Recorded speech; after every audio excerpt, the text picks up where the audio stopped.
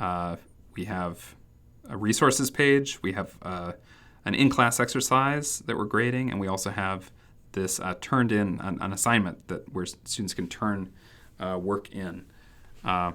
If we look at student view, we can actually we can model what that looks like to turn in an assignment.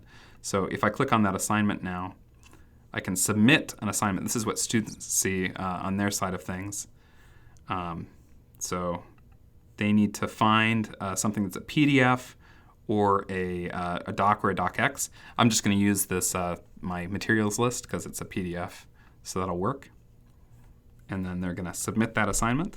But it's been submitted. Yay, all right, great. And now let's look and see what that looks like from the teacher point of view. So leaving this to look at the teacher point of view. In the grades section, you can see there's a little icon that represents an assignment that's been turned in. If I click on that, if I click on this little rectangle, it'll pull out this slide, and I can go into the SpeedGrader. This is a really great feature that allows you to quickly go through a bunch of student submissions, and I can see the submission on the left-hand side.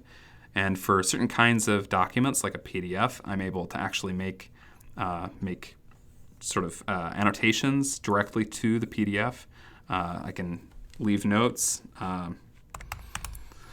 here. I can grade right here. I can leave additional comments in the assignment comments area.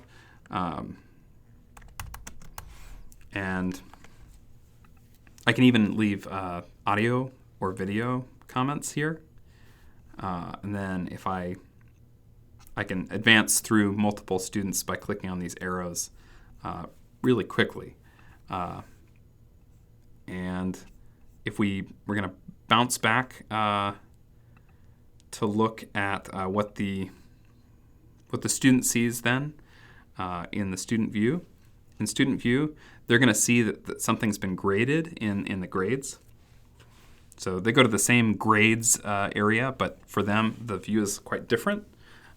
They see the different assignments that they've been assigned, the score that they've received. If there's comments, there'll be a little comment icon here that they can click on.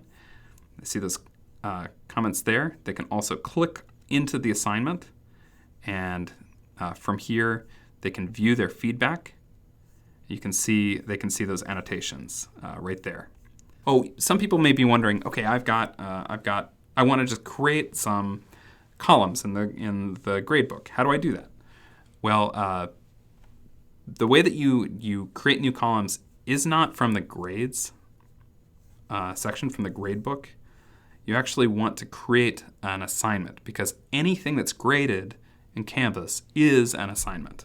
So if we go to the assignments section, we can actually create an assignment right from here. So maybe I have a participation grade that I want to include. I want to sort of track student participation over the course of the semester, and then at the end of the semester, I'm going to give them a single grade for all their participation all semester. It's worth 100 points. It's worth a lot of points because it's very important to me, and there's no submission associated with it. It's not really due at a particular time. I'm going to save and publish it. You do need to publish it in order to be able to give grades to people. Now in the gradebook, we'll see that participation grade column has appeared. So that's how you create new grade columns if you don't want it to appear in the modules section. Online Learning, the office for Online Learning is in M101 in the Morrison building. So come by and say hi, or you can always also email us at online@mcad.edu. Have a great semester.